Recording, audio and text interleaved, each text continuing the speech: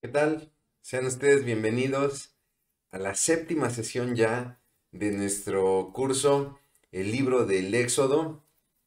Este libro maravilloso, como cualquier libro que nosotros abramos en nuestra Biblia y meditemos en él y estudiemos.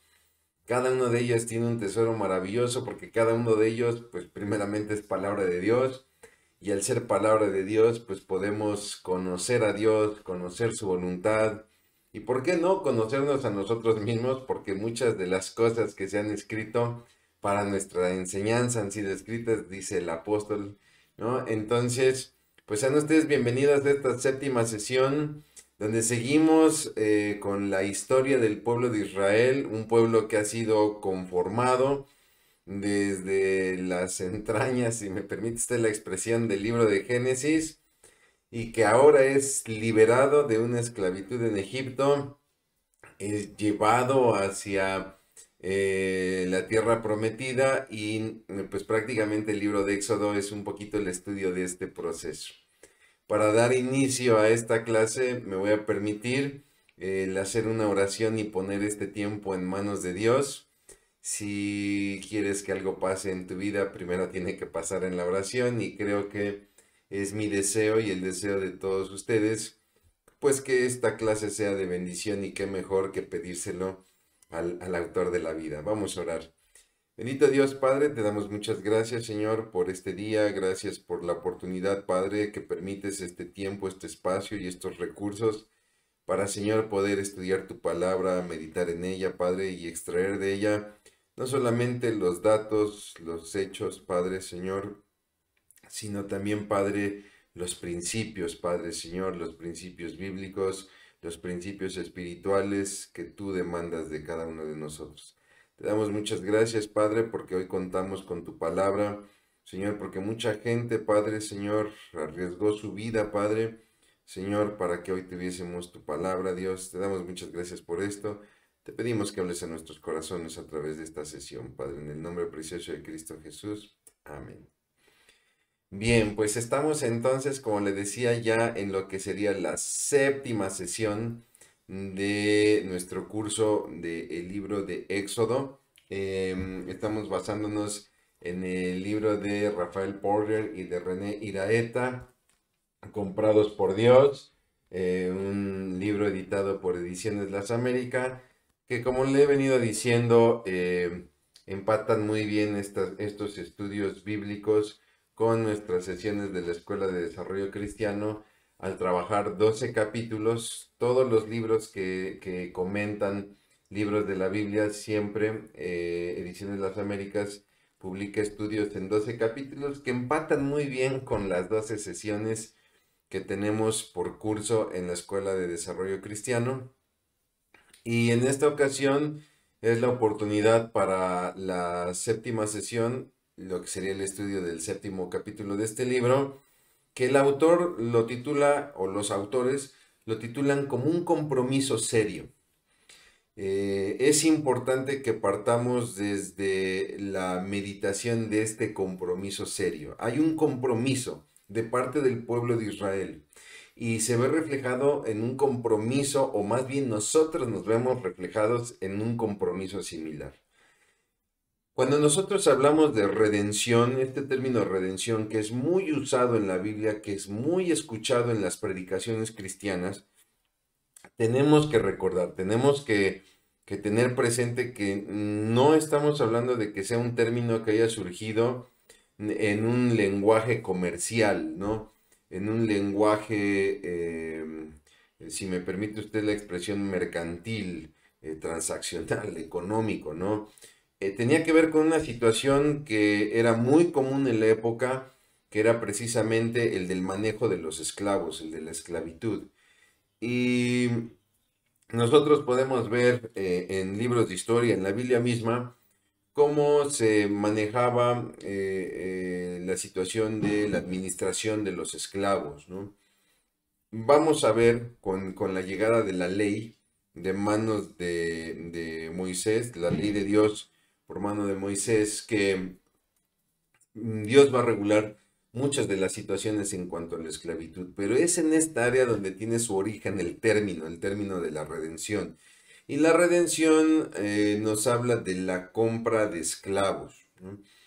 Posiblemente una persona trabajaba para otra como esclavo y entonces yo podía comprar a ese esclavo y de esta manera estaba yo redimiendo al esclavo de su antiguo dueño, ¿no?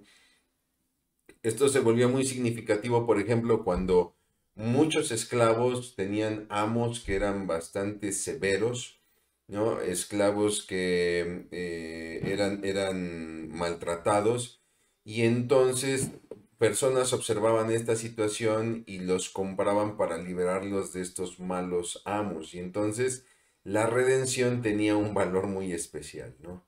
Bueno, Israel es esclavo en Egipto y lo que ha hecho Dios es liberarlos, ha comprado esa esclavitud en la cual Egipto ha ofrecido resistencia, entonces Dios ha arrebatado, si me permite usted la expresión, ha arrebatado a Israel de esa esclavitud, pero aún así esto tuvo un precio, ¿eh? Si bien es cierto que quizá no se le pagó a Egipto, Egipto no quiso negociar, aún así Dios tuvo que pagar un precio para esta libertad y hablaríamos de un precio de sangre que es lo que precisamente ilustra la celebración de la Pascua que hemos estudiado en sesiones anteriores, ¿no?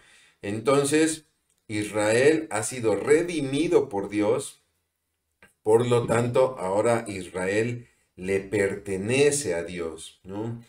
Y entonces la reacción natural o la consecuencia natural de esto es que ahora Israel se debe acercar a Dios. Le digo que lo hermoso de estudiar estas historias es que son el reflejo de lo que sucede en nuestras vidas, donde quizá usted y yo puedo hablar por mí con seguridad, era esclavo del pecado, llevaba un estilo de vida que no era agradable ni delante de Dios ni delante de los hombres, que hice mucho daño a muchas personas y que simplemente no podía yo hallar la manera de cambiar las cosas, la manera de liberarme de este estilo de vida.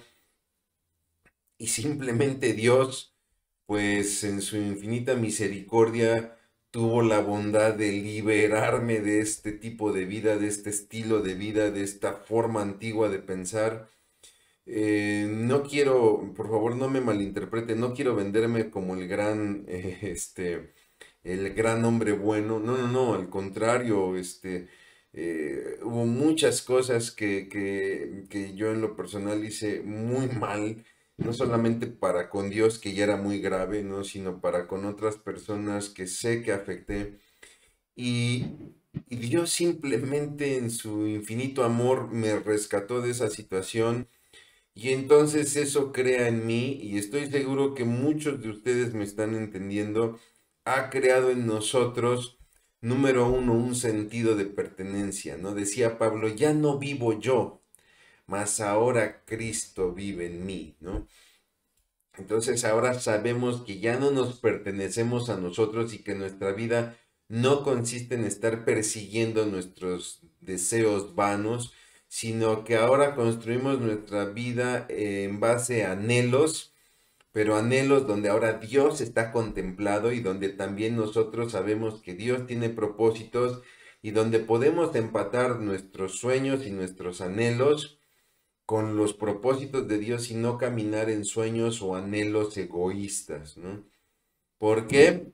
Porque nos pertenecemos a aquel que nos ha liberado, ¿no? Y de la misma manera que Dios va a revelarse al pueblo a través de la ley y a través de la adoración en el tabernáculo para que el pueblo lo pueda conocer, de la misma manera creo que usted y yo entendemos esta. Número uno, es un deber, sí, es un deber, pero en el fondo de nuestro corazón se vuelve una necesidad de conocer a Dios, ¿no? Dios tiene sus normas, es la manera en cómo se revela al pueblo y también se revela a nosotros, ¿no?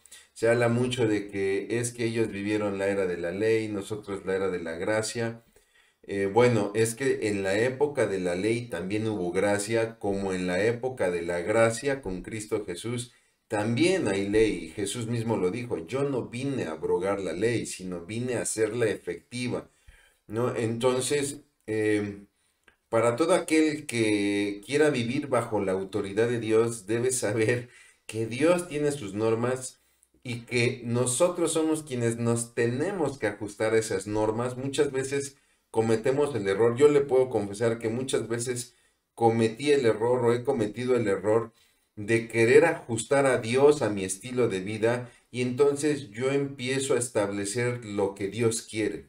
Y sin darme cuenta, me empiezo a volver un vocero de Dios, pero no en el sentido de decirle a los demás lo que Dios quiere, sino en decirle a los demás lo que yo creo que Dios quiere. Y ese yo creo que Dios quiere muchas veces está adaptado a mis caprichos personales, ¿no?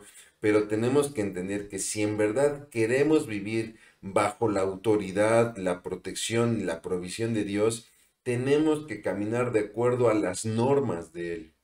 Y es así que nosotros vemos en este proceso, la sesión pasada veíamos las pruebas por las cuales pasa Israel, donde de repente en el desierto, en la hostilidad del desierto, pasan por la sed, por la falta de agua, pasan por el hambre, pasan por el ataque de otros pueblos. Y ahí Dios va permitiendo que en estas pruebas el pueblo conozca, le conozca, y es ahí a través de estas pruebas que Dios expone dos demandas fundamentales. El pueblo, si va a vivir bajo la autoridad de Dios, el pueblo tiene que desarrollar una confianza plena, ojo con esto, no es una confianza a medias, es una confianza plena y total en Él y tiene que desarrollar una obediencia plena, una obediencia no a medias, sino una obediencia completa.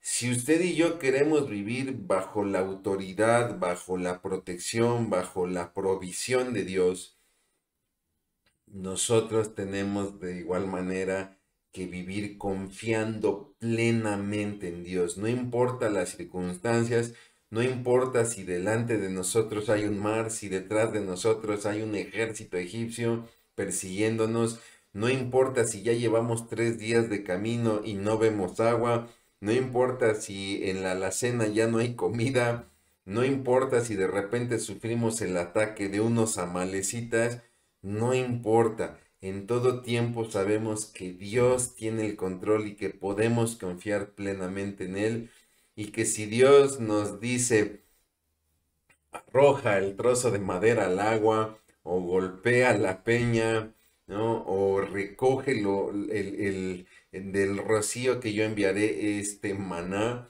nosotros tengamos una obediencia plena, ¿no? De esta manera es como esto que hemos venido estudiando con Israel nos puede ministrar a nosotros también hoy en día, ¿no?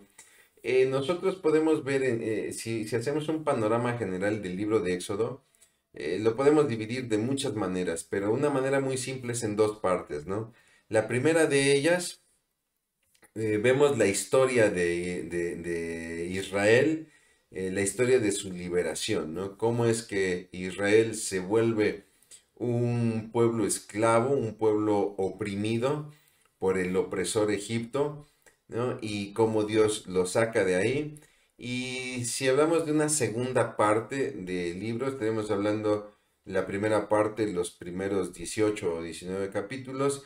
De ahí del capítulo 19 al 40 estaríamos observando el establecimiento de la ley y el establecimiento del tabernáculo, que son las maneras en las que Dios también quiere manifestarse para con su pueblo. Es decir, no veamos el establecimiento de la ley como las reglas que debes cumplir y el establecimiento del tabernáculo como el lugar que debes de atender, ¿no? Sí, es cierto, eran leyes que se debían cumplir, el tabernáculo era un lugar que debía ser atendido y en el cual se debía presentar sacrificio, adoración, pero la intención primaria de estas dos cosas, de la ley y el tabernáculo, es la revelación de Dios. Dios dice, yo quiero que me conozcas y me vas a conocer a través de la ley y a través de la adoración en el tabernáculo.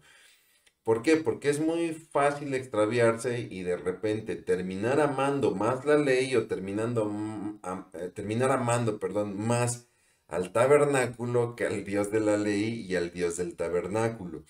Entonces, muchas veces nosotros podemos cometer el error de concentrarnos tanto, por ejemplo, en la doctrina bíblica, que el día de mañana terminamos amando más la doctrina bíblica que al Dios de la doctrina bíblica.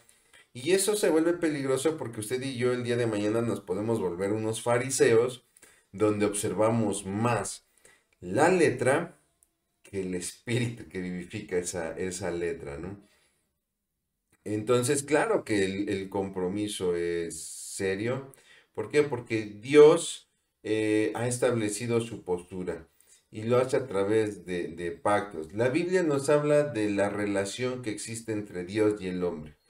En el punto en el que estamos estudiando, que es el segundo libro del Pentateuco, nosotros podemos ver cómo Dios está estableciendo un pacto con un pueblo en particular, que es Israel, pero que después este pacto se extiende a toda la humanidad, ¿no?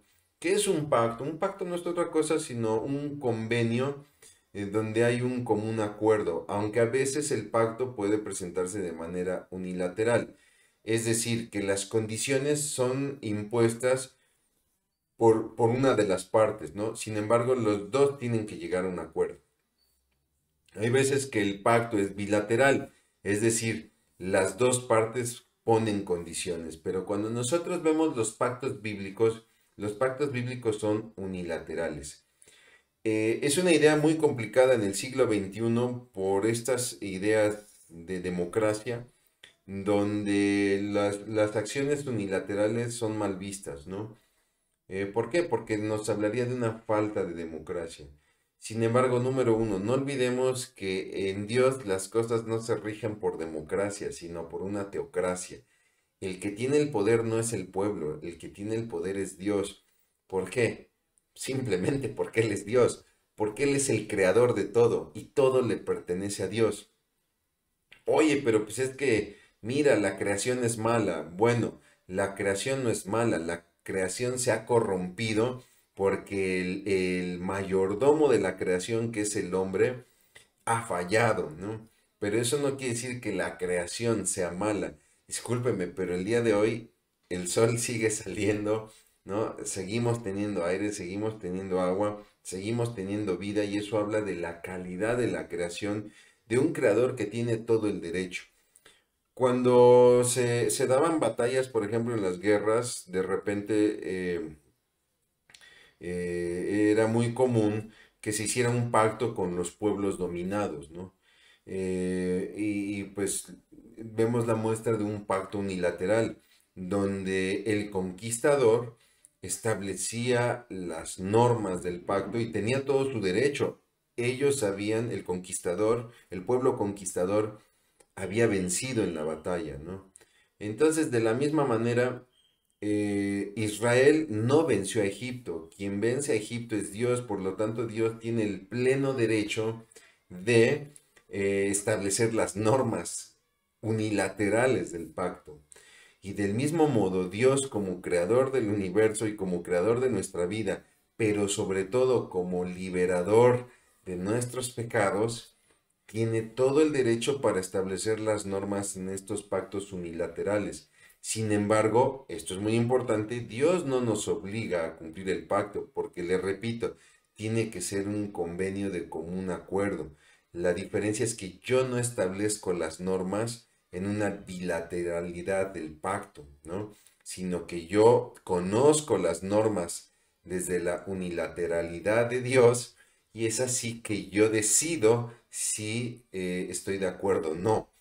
Eh, es así que nosotros podemos ver hasta el momento en la historia que estamos cubriendo dos pactos hechos con Israel. El primero es un pacto abrámico. Dios hace un pacto con Abraham y este es un pacto que está basado en la fe. Dios le pide a Abraham que salga de su tierra y de su parentela. Y si nos vamos al establecimiento del pacto, esto está en Génesis 15, ¿no? Donde Dios demanda, perdón, de Abraham que le crea, que tenga fe. Y siempre pensemos en los pactos gramaticalmente con estos condicionales, ¿no? Sí, si tú crees en mí, yo te daré descendencia, yo te daré una tierra prometida y yo te bendeciré por generaciones, ¿no? El pacto tiene como condicionante la fe y el resultado de la condicionante es una promesa de descendencia, una tierra prometida también y que no faltaría la bendición en las generaciones de Abraham. Ahora estamos por entrar en el pacto mosaico, donde ahora Dios establece un pacto con Moisés. Es un nuevo pacto, pero al decir que es un nuevo pacto no estamos hablando de que el anterior queda desechado, ¿no? Este es un pacto donde ahora Dios está basando la obediencia, está colocando la condicionante de la obediencia. Si obedecen mis mandamientos, ustedes adquirirán la tierra que les he prometido a sus antepasados, es decir, a los del pacto abrámico, y tendrán posesión de ella. No solamente cuando hablamos de posesión de la tierra, no entendamos esta ocupación de los terrenos, sino todo lo que ello conlleva, ¿no? Es decir, no eran terrenos abandonados, eran terrenos habitados por naciones poderosas. Entonces lo que Dios está diciendo es, si tú obedeces mis mandamientos, poseerás el terreno y conquistarás a quienes estén ocupando ese terreno, que de buenas a primeras sonaría imposible. Señora, ya hay naciones establecidas de años, con una economía madura, con una arquitectura ya establecida, con un sistema político, social, económico ya andando, y nosotros somos un pueblo nómada que venimos de la esclavitud.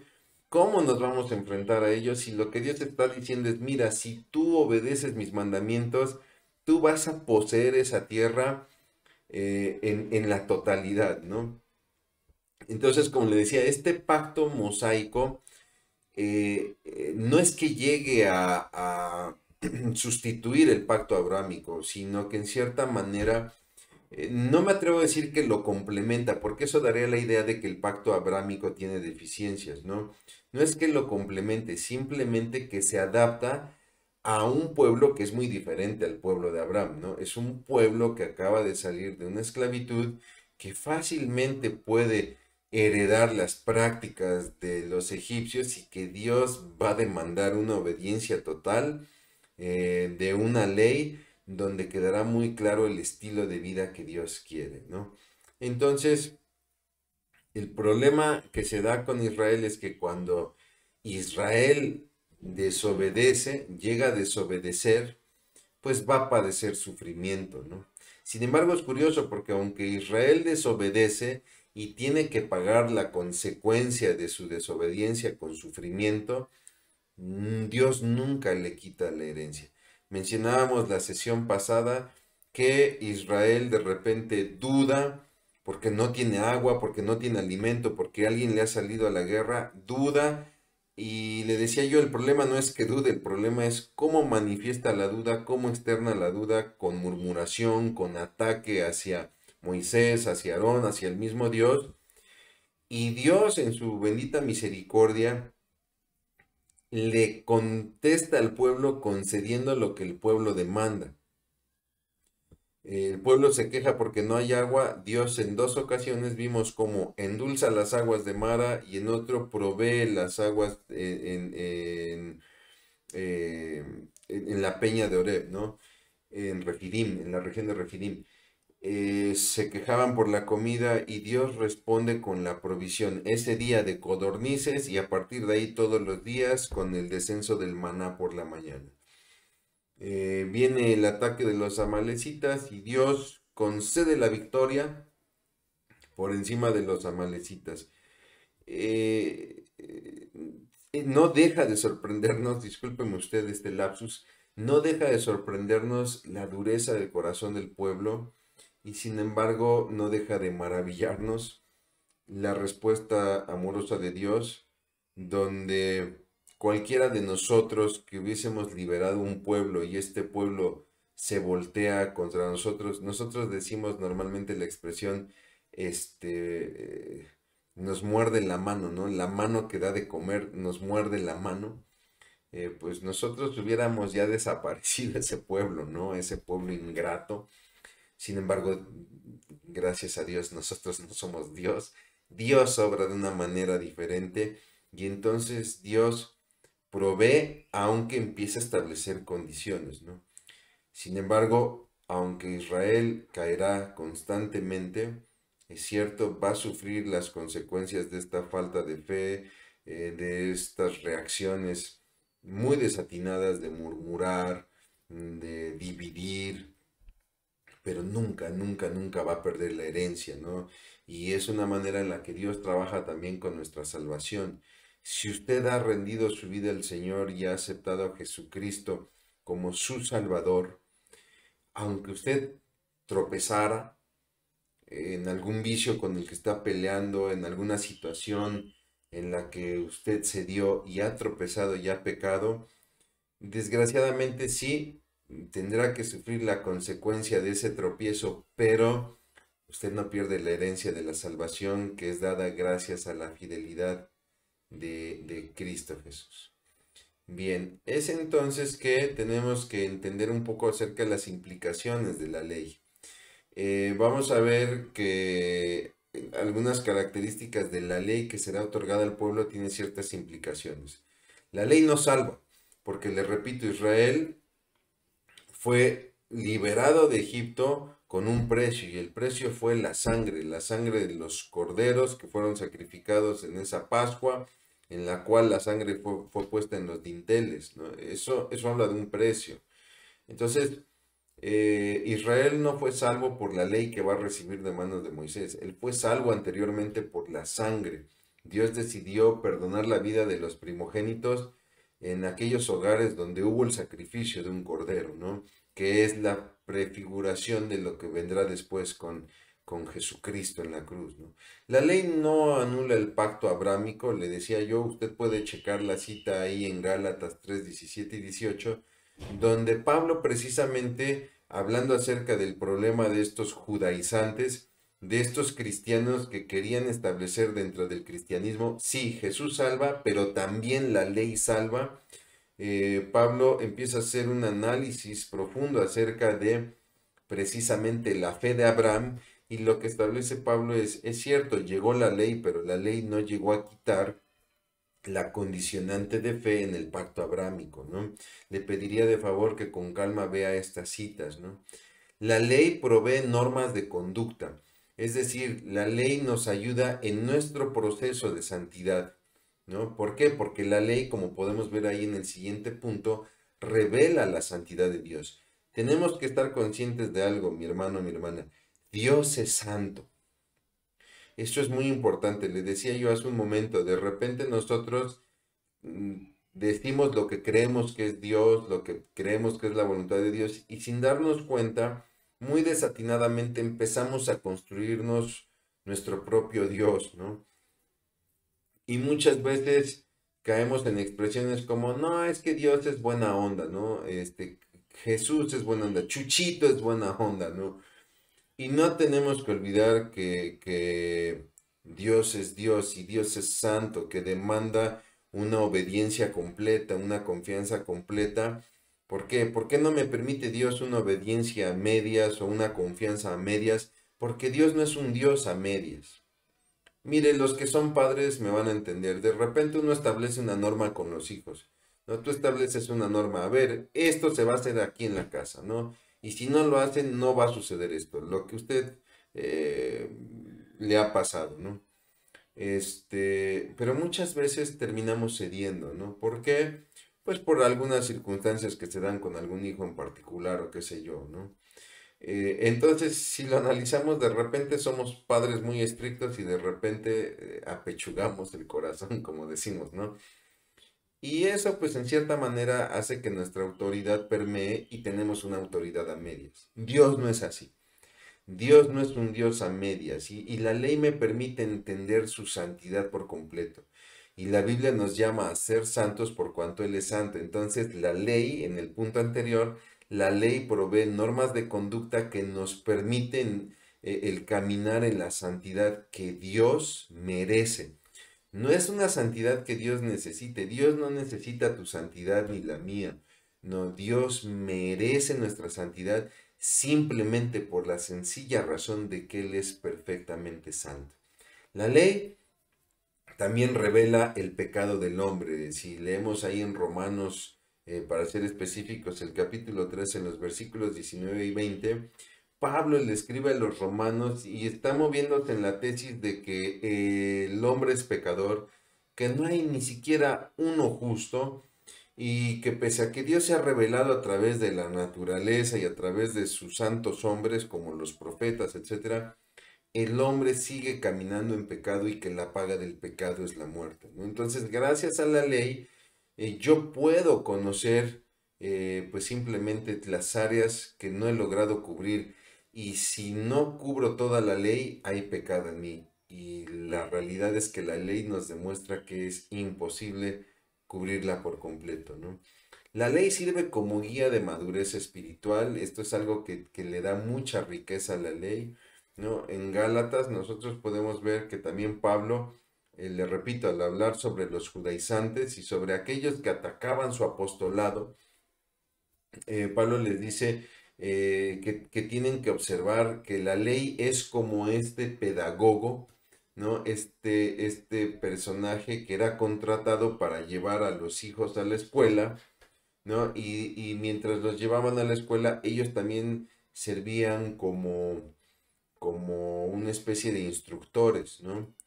Sin embargo, ellos en realidad no eran la escuela, ¿no? Entonces, de la misma manera, la ley nos llevaba a Cristo. No que la ley sea Cristo, no que la ley sea la salvación, pero nos sirvió como guía para la salvación. La ley muestra la comunión con Dios. Si tú y yo queremos tener una relación con Dios, la ley nos da mucha luz acerca de cómo llevar una relación con Dios. Sin embargo, la ley no es Dios. Eso hay que aclararlo. La ley nos previene de llevar una vida pagana. Dios le da a Israel la ley para que evite toda práctica que tendrán otros pueblos a los cuales ellos llegarán o que no imiten las prácticas de otros pueblos que ellos conocieron, ¿no? Sino que ellos tengan un estilo de vida propio a lo que Dios demanda. La ley enseña cómo adorar a Dios. Porque el problema es que muchas veces nosotros construimos nuestro preconcepto de cómo se debe adorar a Dios, ¿no? Y de repente me llega a pasar que hay personas que dicen, no, es que cuando se canta a Dios se tiene que hacer de pie. Y bueno, realmente esa no es una condicionante. Si lo quieres hacer es muy bueno, es muy loable, pero no es una condicionante, ¿no? No es una condicionante que si de repente se está en un culto de alabanza, en un culto de adoración, y tú te quieres quedar sentado en tu asiento adorando al Señor, pues lo puedes hacer sin ningún problema, ¿no? No hay una condicionante que diga que debas permanecer de pie, porque si no caeríamos en la situación de la samaritana con respecto a Jesucristo, ¿no? Nuestros padres dicen que aquí, en este monte es donde se debe de adorar. Ustedes dicen que no, que es en Jerusalén.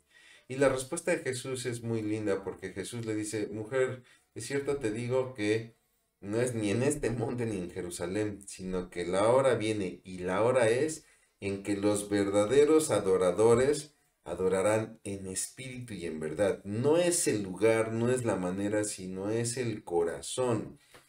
Pero ojo, porque de repente nosotros pasamos del corazón a la corazonada, ¿no? Y entonces yo tengo la corazonada de que se debe de adorar así. Y no, para eso nos sirve también la palabra. La palabra enriquece en nuestro corazón la manera de adorar a Dios, ¿no? Pablo lo dijo y creo que lo dijo de la mejor manera, ¿no? La ley es buena. Eso es importante, o sea, la ley es buena, porque de repente Les repito, en estas teorías que hablan de la era de la ley y la era de la gracia, parecieran tener esta perspectiva de que la ley pues era hasta como un estorbo, ¿no? Y no, la ley es buena, tiene mucho valor, tiene mucho que exprimirle para poder desarrollar una relación con Dios, pero obviamente no podemos cometer el error que cometieron, por ejemplo, fariseos y escribas al ponerla en un lugar más alto que a Dios mismo, ¿no? La ley es buena, el hombre es débil ante la ley, pero el hecho de que nosotros no podamos cumplir la ley no significa que ésta disminuye su valor, ¿no? De ahí que cuando Jesús en Mateo 5 dice, yo no he venido a abrogar la ley, sino que la he venido a perfeccionar. Otras versiones me gusta mucho cómo lo dice, porque dice, yo no he venido a cancelar la ley, sino que yo la he venido a cumplir por todos ustedes, yo le he venido a dar cabalidad. Ustedes la tenían que cumplir para ser salvos. No pueden. Yo he venido para cumplirla en su totalidad por ustedes. Y entonces es así que arrancamos con nuestro capítulo 19, donde vemos la base del pacto. Dios va a establecer un pacto con su pueblo.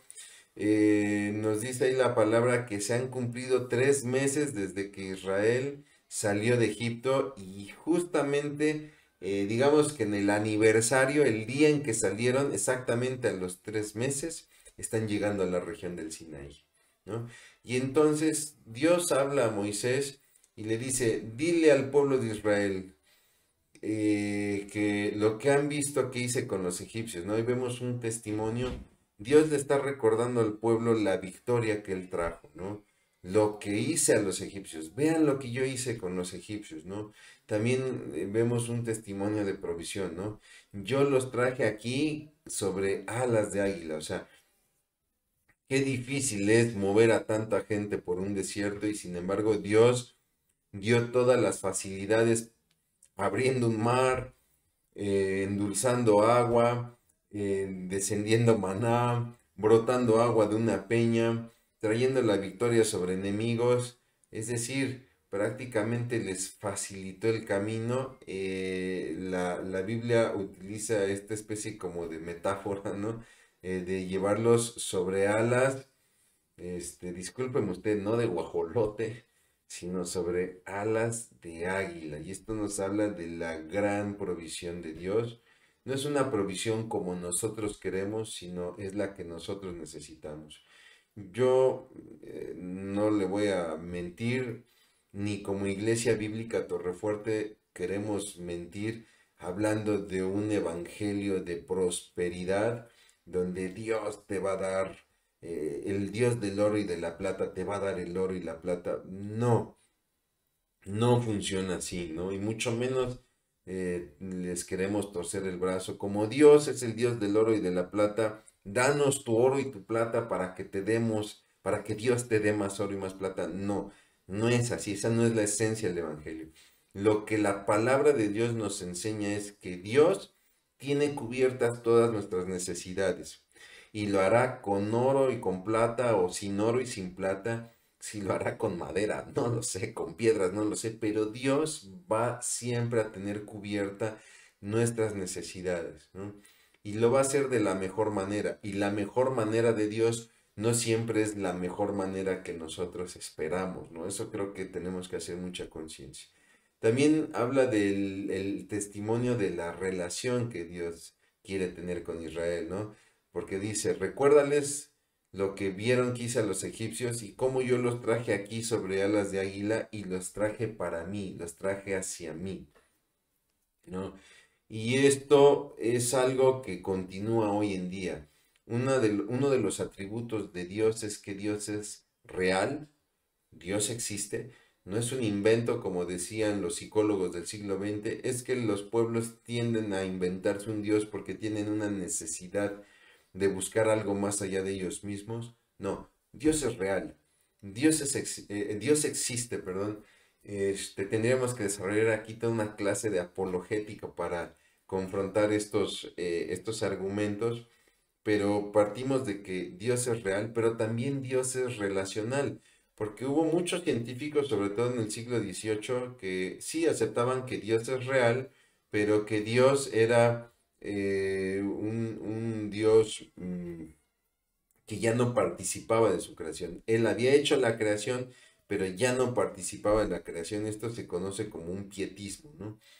Donde Dios es no contingente, no participa de su creación y es como ajeno, ¿no? Entonces, sí, yo puedo ver en el universo una perfección que tuvo que haber sido diseñada por un perfecto orquestador, pero hasta ahí llega su trabajo, no más, ¿no? Sin embargo, no, Dios no es así. Dios es cierto, es un perfecto, si me permite usted el símil, es como un perfecto relojero que ha hecho una creación perfecta y no se ha apartado de ella, sino que quiere relacionarse con su creación. Y entonces Dios también constantemente nos está llamando hacia Él, ¿no? Y viene este pacto, el pacto que establece con el pueblo: si dieres oído a mi voz y guardareis mi pacto, es decir, obediencia, vosotros seréis mi especial tesoro sobre todos los pueblos. Esto habla de una bendición más allá de, ¿no? Porque mía es toda la tierra. Él tiene todo el derecho para establecer las condiciones unilaterales, ¿no? Si tú obedeces, les repito, los pactos se entienden con estas condicionantes, ¿no? Entonces, ustedes serán un reino de sacerdotes y gente santa, es decir, gente apartada para él. La respuesta del pacto: bueno, Moisés junta a los ancianos, les refiere estas palabras de Dios, y dice que el pueblo acepta, ¿no? El pueblo entonces conoce las condiciones del pacto y acepta las condiciones. De hecho, el pueblo responde: todo lo que ha dicho Jehová, eso haremos, ¿no? Y entonces Moisés lleva la respuesta a Dios. Y entonces Dios le pide a Moisés que prepare el pueblo, porque quiere tener Dios un encuentro con el pueblo, donde nuevamente vemos que Dios establece la pauta, establece reglas y le dice: pídele al pueblo que lave sus vestiduras, que se limpien, que los varones no se acerquen perdón, que el pueblo no se acerque al monte, ¿no? Sino que establezca un límite, ¿no? Y eso nos tiene que quedar muy claro, hermano, hermana. No nos podemos igualar a Dios, no somos iguales a Dios, tenemos que entender el límite. Perdóname, mi hermano, mi hermana, no es Chuchito, es el Señor Jesucristo, ¿no? No podemos tratarlo como un igual. Hay una canción muy linda de Jesús Adrián Romero que dice: no es como yo, Él es santo y es perfecto, ¿no? Él es sublime, o sea, ¿cómo podría yo compararme a Él o tratar de igualarme a Él, ¿no? Entonces, tiene que mantener su distancia al pueblo y no acercarse al monte, porque ciertamente si se acercan, pues podrían hasta perder la vida, ¿no? Y no tocar mujer, es decir, evitar distracciones también, ¿no? Esto nos habla del grado de santidad de Dios, ¿no? Y viene la presentación de la ley. Moisés reúne al pueblo, viene la presentación de la ley, en este caso en un sumario, en una ley resumida en prácticamente 10 mandamientos. Estamos hablando de Éxodo 20, donde creo los mandamientos son muy, muy, muy conocidos, ¿no? Eh, ¿Cuál es el propósito de los mandamientos? ¿Cuál es el propósito de la ley? Definir la relación de Dios, ¿no? ¿Cómo quiere Dios que nos relacionamos tanto con Él como para con los demás? Entonces, los primeros mandamientos que hablan acerca de los dioses ajenos, de no tener dioses ajenos delante de nosotros, ni fabricarlos, ni adorarlos, ¿no? Y ahí tenemos prácticamente dos mandamientos: no fabricarlos, ni postrarnos delante de ellos, no usar el nombre de Dios en vano, y guardar el día de reposo, es decir, guardar los momentos para Dios. Eso es nuestra relación con Dios, y el resto de los mandamientos nos habla de la relación con nuestros semejantes: el honrar a nuestros padres, el no matar, el no adulterar, el no robar, el no hablar mentira, el no codiciar las propiedades o la mujer del prójimo, etcétera, ¿no? Recordará usted este pasaje donde un maestro fariseo le dice a Jesús, Señor, ¿cuál es el más grande mandamiento, ¿no? Y Jesús prácticamente refiere, pues tú conoces la ley, ¿no? Entonces, pues este se resume básicamente en dos, ¿no? Amar a Dios con todo tu corazón. Le pido una disculpa porque dejé ahí un Dios refiriéndome a Dios el Padre con minúscula. Dios no puede ser como nosotros o como los otros que se dicen ser dioses. Discúlpeme usted. Pero lo que Jesús establece es los dos, el más grande mandamiento es amar a Dios con todo tu corazón, que podríamos decir es la primera parte de los 10 mandamientos. Y el segundo, dice Jesús, no es menor que el primero, amar a tu prójimo como a ti mismo, ¿no? Y al tener en nuestro corazón el honrar a las autoridades, a los padres, el no matar, Jesús en esta idea de decir, no vine a abrogar la ley, sino a hacerla efectiva, empieza con una serie de, ¿habéis escuchado que la ley dice, no cometerás adulterio? Pues yo te digo que no se trata solo de que tengas un acto sexual con la persona, sino que desde que tú la deseas en tu corazón ya adulteraste con ella. ¿Has escuchado que la ley te dice no mates? No necesariamente tienes que llegar al hecho de quitarle la vida, ¿no? Con el simple hecho de que lo ofendas, de que le digas palabras ofensivas, ya mataste, ya tienes la condena. Vean, de hecho Jesús vino a elevar la vara, ¿no? De estándar de la ley, ¿no? ¿Por qué? Porque esto nos habla de la importancia de un Dios santo que demanda un amor de todo corazón para con Él y un amor también para con nuestros semejantes, ¿no? Y viene el propósito de la revelación. Dios se ha revelado, Dios desciende, dice como fuego en el monte y entonces el pueblo se espanta, el pueblo tiene temor y le dice a Moisés, ¿sabes qué? No, esto es demasiado para nosotros, dile a Dios que pues, si quiere hablar, que hable contigo, porque pues nosotros, esto nos provoca temor. Y entonces Moisés aprovecha esa situación, aprovecha ese temor para ministrarles, ¿no? La revelación de Dios provoca temor. Entonces, ojo, porque de repente hay gente que dice, Dios me habla y Dios me ha revelado y Dios dice, Dios ordena. Y una revelación de Dios tiene que estar basada en el temor de Dios, ¿no?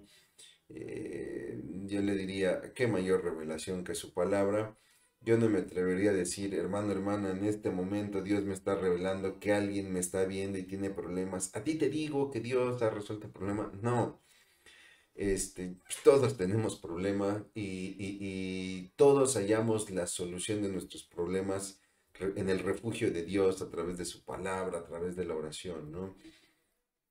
Si yo osara a empezar a dar mensajes de este tipo, eh, puedo decirle con seguridad que puedo empezar a saltar la valla de los límites en cuanto al temor de Dios, ¿no? Y al rato voy a empezar a decir que Dios me reveló un nuevo evangelio, cosas por el estilo, como lo ha demostrado la historia, ¿no?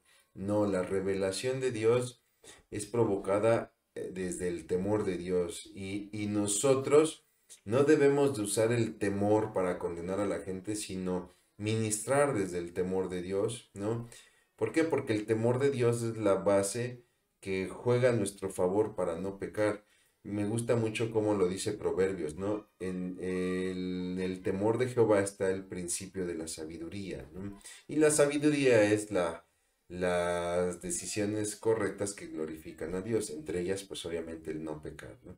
Entonces, la revelación es dada desde los cielos, eso es muy importante. ¿Y por qué Dios se reveló desde el cielo para con el pueblo? Pues para que todo intento de querer recrear a Dios materialmente, en lo que se conoce la idolatría, pues no tenga lógica, ¿no? ¿Por qué haría yo, por qué tomaría yo, no sé, un pedazo de madera y le doy forma de Dios y me inclino ante él, si Dios se revela desde los cielos, no desde el trozo de madera, ¿no?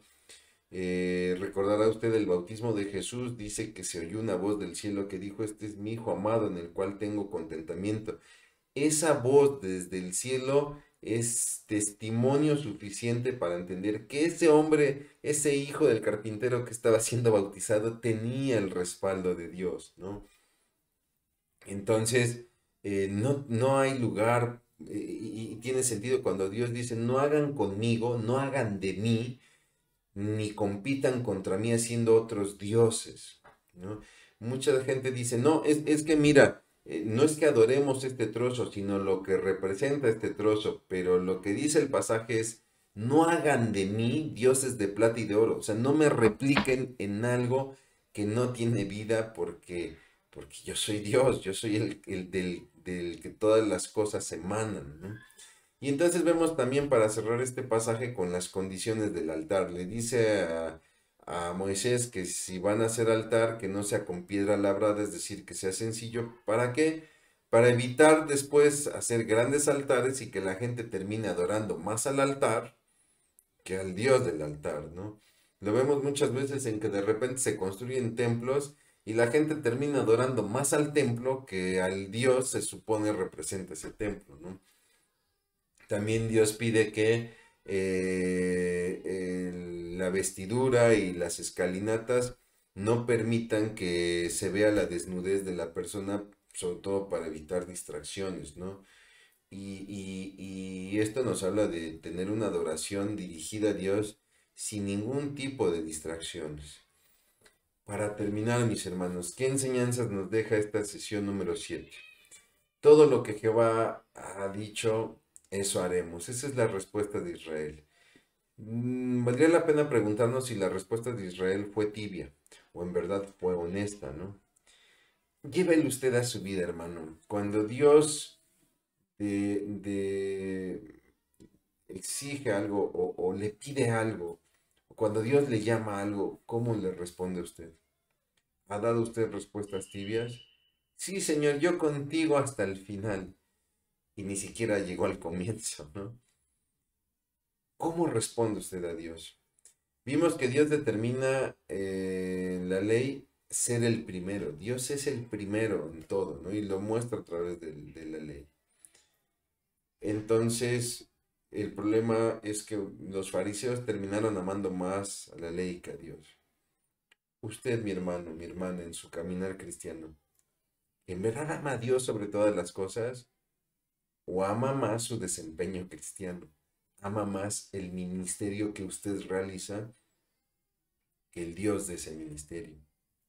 Yo sé que muchos si les preguntaran dirían, no, no, no, yo amo a Dios. Pero estas son preguntas que usted tiene que llevar a su corazón, tiene que llevar delante de Dios y preguntar, Dios, ¿no será que en verdad estoy amando más lo que yo hago y la figura que yo he construido en mi hogar, en mi iglesia? ¿No será que ya estoy amando más a eso que a ti? El pueblo tuvo temor delante de Dios. Usted y yo el día de hoy sentimos el mismo temor. ¿O hemos perdido ese temor? Y hemos tratado a Dios, discúlpeme usted la expresión, como un compadre más, ¿no? Dios es más grande que el altar.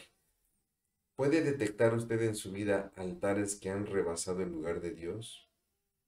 Que de repente sus hijos ocupen un lugar más alto que Dios, o su trabajo, sus proyectos, o su ministerio han estado ocupando el trono de su corazón, el cual solamente le pertenece a Dios. Yo le pido que haga usted oración. Mi tarea sería que haga usted oración y que Dios le permita ver si algunas de estas cosas están pasando y que Dios le ayude a entregarle a Él el trono de su corazón. Vamos a orar. Bendito Padre Dios, en el nombre precioso de Cristo Jesús, te damos muchas gracias, Padre, Señor, por esta sesión, por estas enseñanzas, Padre, de tu palabra. Señor, permítenos llevarlas en nuestros corazones, Padre, Señor, para que podamos bendecirte y alabarte en todo tiempo, Padre Dios. Gracias por la bendición de escudriñar tu palabra, Dios. Gracias por todos los datos, Padre, por todos los hechos que se describen ahí, pero sobre todo gracias por el Dios que se revela a través de estos escritos, Padre, que eres tú, Señor, el cual quieres fortalecer la relación para con cada uno de nosotros. Te pedimos la gracia, Señor, y la entereza para poder caminar de tu mano, Dios, en Cristo Jesús. Amén. Mi hermano, mi hermana, pues agradezco muchísimo el que se haya, pues haya tomado esta sesión ya la número 7. Le pediría por favor que siga su lectura del libro de Éxodo y que esta lectura pues sea enriquecida con este curso que el único propósito que tiene pues es traer más bendición en su estudio y en su meditación bíblica. Muchísimas gracias. Dios le bendiga.